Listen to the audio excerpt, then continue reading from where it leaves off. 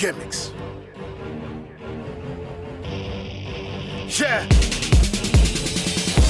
No gimmicks, taking over, no limits. Motivation, the truth inside everything you are hearing. Important live, know you feel it. Wrestling is everything that we will know with special meaning. We on it live with no gimmicks. No gimmicks. What's good, everybody? It's your boy Todd Smith here once again alongside my tag team partner Dale Clifford out there in Fernley, Nevada. Welcome to yet another episode of the No Gimmicks Podcast, broadcasting on the 3 and Out Radio Network. Dale, what's good, my man? What's up, Todd? All right, we wrap up a Survivor Series weekend here with, obviously, Survivor Series 2017. Pay-per-view card on paper looked good. It delivered at certain moments, but I don't think the main event really did, and that's kind of what will kick off our review here. Yes, it will. So welcome to our Good, the Bad, and the Ugly, like or dislike edition for WWE Survivor Series from 2017. So yeah, diving right into the main event, we had Team Raw, comprised of Triple H, Kurt Angle, Finn Balor, Braun Strowman, and Samoa Joe taking on Team Smackdown, which was comprised of Shane McMahon, Bobby Roode, Nakamura, John Cena, and Randy Orton. So for me, I have to say definitely my like for this one, the interaction between Finn Balor and Nakamura.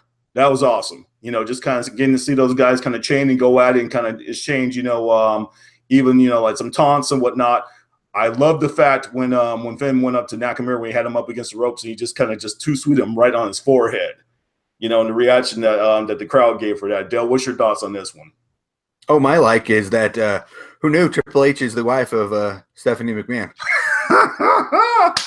Oh, good old Michael Cole. Yeah, and we exchanged text messages throughout the pay-per-view. I just say, you know what? Every time I hear Michael Cole flub up a line like that, it just kind of gives me hope to say, hey, you know what? That guy has a TV job broadcasting professional wrestling. Hey, maybe we can as well someday too, Dale, right? Well, I don't know. It's like we have to be comfortable making mistakes basically in every single match that we do. Yeah, man, true that. So moving on here to the next match from Survivor Series 2017, we had WWE Universal Champion Brock Lesnar, the Beast Incarnate, taking on AJ Styles, the Phenomenal One, who's the WWE Champion. So for this one, I would have to say my like definitely had to be the fact we got a huge amount of offense from AJ. He was able to hit Brock with, the majority of the top moves from his moveset, such as the 450, the moonsault. He came at him with some of his strikes, the phenomenal forearm and whatnot. And I did, on the other hand, love Brock's counter to the calf crusher, where he was literally dribbling AJ Styles' head off the mat, almost just like James Harden would right there in the Toyota Center. Dale, what's your thoughts?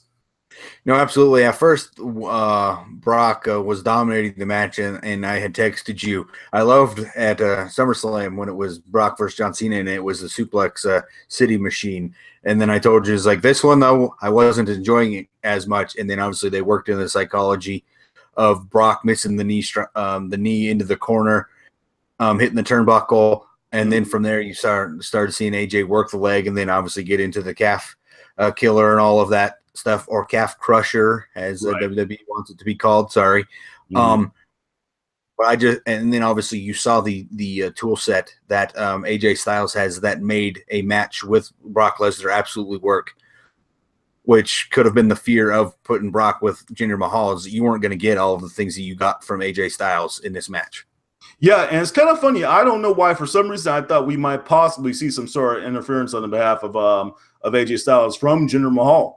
Possibly, I think if that would have been the only way possible that they could have put AJ over Brock in this match. So I was a little surprised not to see him get involved at all. But moving on here to our next match, we had the Raw Women's Champ, Alexa Bliss, taking on Charlotte, the SmackDown Women's Champion. I didn't really care for this one too much. I didn't really exactly like the pace of it. I thought it was a bit slow for my taste. Plus, there were some issues with the WWE Network. So you kind of had to keep me honest as to what happened towards the end there, Dale. So what were your thoughts on this one? It was okay. It's you've got Charlotte, and she does a very good job, and then Alexa. But the tough part here is you've kind of seen in the area here where you've got two stars that haven't really worked much with each other.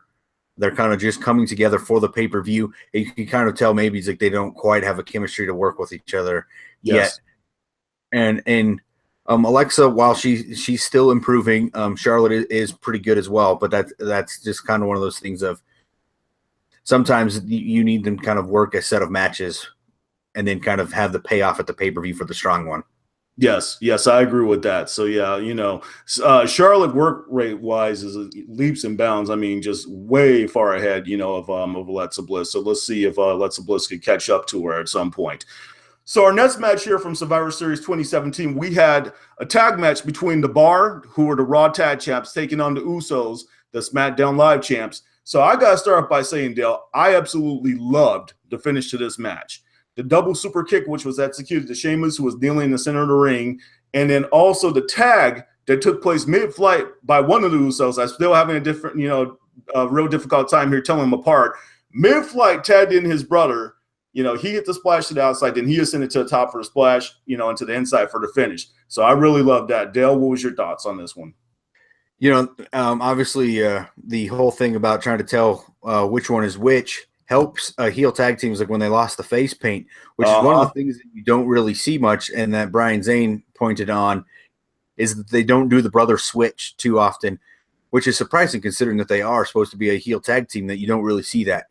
Right. But no, the Usos is like, I absolutely love this heel character that they've got going. They definitely right now are the top teams. Like, I believe they've raised the bar in WWE for the tag team division. I believe, as they said, they pole vaulted it. They're the top team going right now. And I had even made the mention, it's like, too bad we won't really ever see a super kick party between them and the Young Bucks. Yeah, it's sad to say because the Young Bucks have been asked to cease and desist.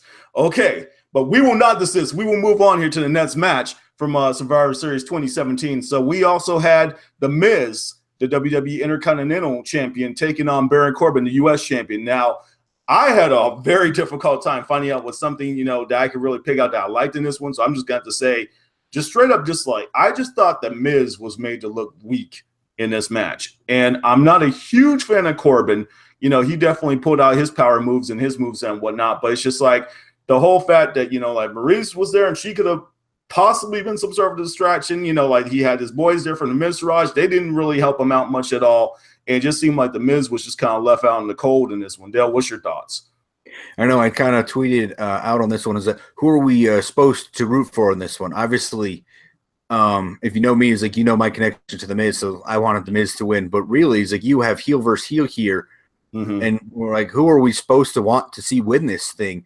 And at the end, is like I kind of took it as, well, Baron Corbin is supposedly supposed to be part of the youth movement forward, and Miz can be a guy to help boost him going forward. But obviously, I think Miz is WWE Championship material, WWE Universal Championship material. Baron Corbin is far from that. So for the Miz to lose here, obviously, is a step backwards for him. Yeah, and I'll take it another step further. I don't think that Baron Corbin is WWE Championship material neither. I think he's going to be at the level that he's at for, a little bit longer now. And there's no way, I know at some point they might possibly have him challenge for a title, but I don't see AJ dropping the title to Corbin. So moving on here, our next match from Survivor Series 2017, we had the Raw Women's tag match featuring, or I guess you could say the women's tag match featuring the Raw women and the SmackDown Live women. We had Asuka, Alicia Fox, Nia Jax, Bayley, and Sasha Banks taking on Tamina, Naomi, Carmella, Natalya, and Becky Lynch.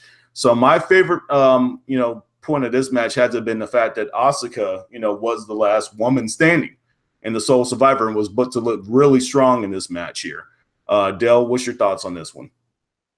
Absolutely. And I believe, as you can kind of see, is like Survivor Series is like through the course of several of these matches is now setting up possibly to look at some of the WrestleMania things here. It'll be interesting to see how it comes about, but I believe WWE's got a thought of Asuka versus Charlotte. Mm-hmm. I don't know if it'll be quite at WrestleMania, but I think that's kind of the direction we're going. It might be maybe SummerSlam next year. Depends on how far they kind of want to stretch Asuka's streak out a little bit on the main roster before they decide to have her face Charlotte. But that was just kind of thing. As soon as Asuka won for Team Raw, I'm like, well, we know Charlotte is winning because it's just the ebb and flow of the night that you had to. Is like, and again, piecing everything together, you had to kind of keep some of, was like a portion of the SmackDown women's roster looking strong. That's why Charlotte wins. And obviously Asuka sets the tone, but she's now supposed to be the dominant force on the Raw women's roster. So it just made sense. One dislike I got to point out, and you mentioned this to me as well. We agreed upon this one during our text conversation during Survivor Series. What has happened to Bayley? Her momentum has really kind of dropped off. What do you have to say about that, Dale? Absolutely. She was supposed to kind of be perceived as the female John Cena, as like the one that had all of the crowd. It was like, obviously it lifted her to the championship, but all of that kind of has seemed to disappear. I don't know. Maybe it kind of feels like the crowd really isn't as big as the WWE was hoping it was going to be for her. Yeah. And if she doesn't have the crowd with the type of character that she has, that's going to be really hard, because I don't know if she could be a heel at the moment. No, I don't see that at all for Bayley. So it'll be interesting to see how things work out for her in the future. So our first match from the Survivor Series 2017, we had the New Day taking on the Shield.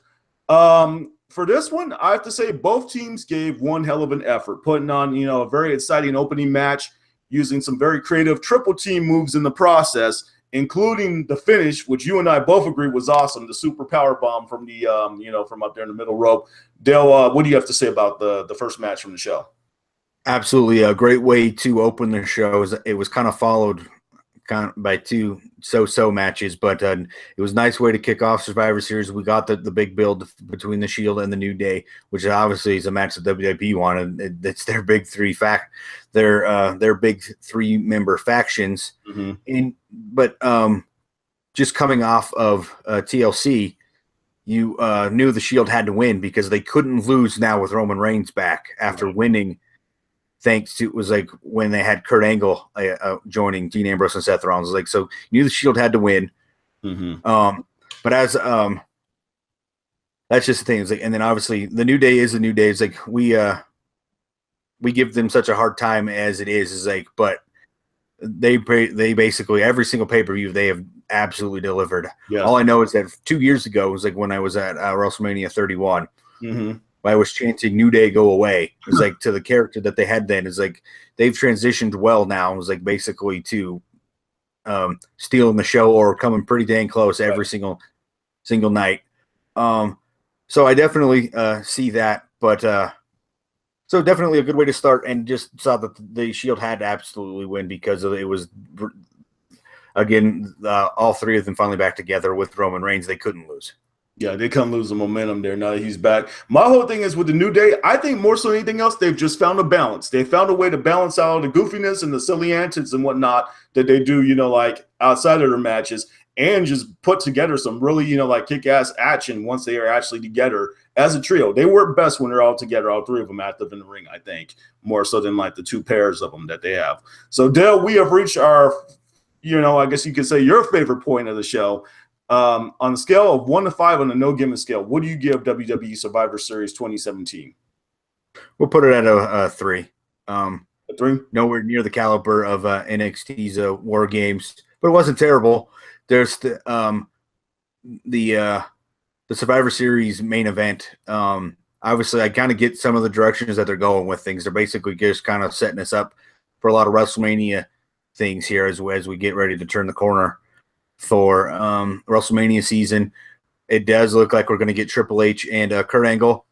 Mm-hmm. The surprise, obviously, that we got from this, or the lack of it, is that we didn't see Jason Jordan involved in the main event. Right. And I think the reason why is I want to say a heel turn for him is coming, and I want to say it's going to be when we get Triple H versus Kurt Angle. Okay. Yeah. All right.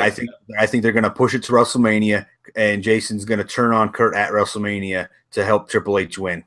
Mm-hmm. I'm going to give this one about 2.75. My reasoning being, I just kind of, was entertained to all hell by what I saw last night from NXT, which also had a Triple H presence, throughout it. I have to say, overall, for the most part, there are a couple matches I really enjoyed. The tag match tonight, the 6-man tag. I enjoyed the interactions, like I said, between Finn and Nakamura in the main event. Other than that, I was not a big fan of the main event at all. Brock and AJ had some good stuff, whatnot. But the conclusion of the main event really just kind of left me a bit, kind of a bit of a sour taste in my mouth, and just kind of saying, okay, we understand what just happened and why it just happened, but the way that it was actually executed, I just thought wasn't smooth at all, and just kind of left me a little bit like, okay, what the hell did I just see there? Real quick here, we're going to run through a good, the bad, and the ugly for this show as well. So my good, like I said, I think was the opening 6-man tag match and the tag team match. Dale, you're good? I'll give it to the Usos and Cesaro and Sheamus. They definitely delivered good, solid action. It was like all four of those guys know what they're doing in there. And again, it's like the Usos are the top tag team going in WWE right now. Okay. For the bad, I just kind of said this just to reiterate it. I felt that this year's main event did not deliver. You said the same thing as well, I believe. My bad. I'm going to call it Michael Cole. Okay. Just because another thing that he mentioned was Sheamus. He talked about Sheamus's mohawk resembling, and he just brought it up tonight. He's like, saw Terry Taylor, the Red Rooster, the other night, and Sheamus's look tonight looks a lot like the Red Rooster. No, actually, from the Red Rooster, that Sheamus's mohawk is looked because he had the white in it. Right. I was like, Sheamus's looked like the Red Rooster since day one of having the mohawk. Exactly. And then obviously all of the other things that he does wrong. Yes. So it's just and commentary overall is like there was just a lot of commentary mistakes, not just from Michael Cole, from all of them that kind of had me distracted from watching the match. I felt like I was getting commentary distracted tonight. Yeah. And sometimes it's just a matter of, like I said, it's quality over quantity. You have like about 5 different announcers involved calling the action, and these guys aren't used to working together and whatnot. So the chemistry kind of, can be a bit off. For me, for the ugly for this one, I had to go with Alicia Fox's headdress. Whatever the hell that was that she was wearing on her head tonight, that was reminiscent of the gobbledygooker from one of the original Survivor Series. I got to laugh at some people on Facebook. Dale, what were your thoughts on the ugly of this show? Just making a note, I was like, I got called out for saying that Alicia Fox needs to be removed from being a part of the wrestling side of the roster. You said that on Twitter. That's just the thing. This is like, I don't mind Alicia Fox as a valet. Loved her when she was with Noam Dar. Again, as I was also telling you, though, that partly was because I loved the way Noam Dar said Alicia Fox. Right. But she just seems to with that. She just seems to have a botch in almost every single match. Yeah. Partly because her scissor kick that she throws, she never hits the other talent. She swings and misses every single time. Mm-hmm. I was like, I don't know if she's comfortable throwing it, or if the other talent is not comfortable taking it. If that's the case, it's like she needs to stop using it because it's like she doesn't hit them at all. Yeah, I agree with you on that one. So, hey, one thing is for sure. We definitely can sit up here and talk about WWE Survivor Series 2017 all night long. But unfortunately, we have come to the end of this episode of No Gimmicks Podcast. So thank you for tuning in for our good, the bad, the ugly, like or dislike edition for WWE Survivor Series 2017. We are No Gimmicks, No Image, all wrestling all the time. Please subscribe, like, comment, and share our videos. No gimmicks. Yeah. No gimmicks, taking over, no limits. Motivation, the truth inside everything you are hearing. Important live, know you feel it. Wrestling is everything that we will know. A special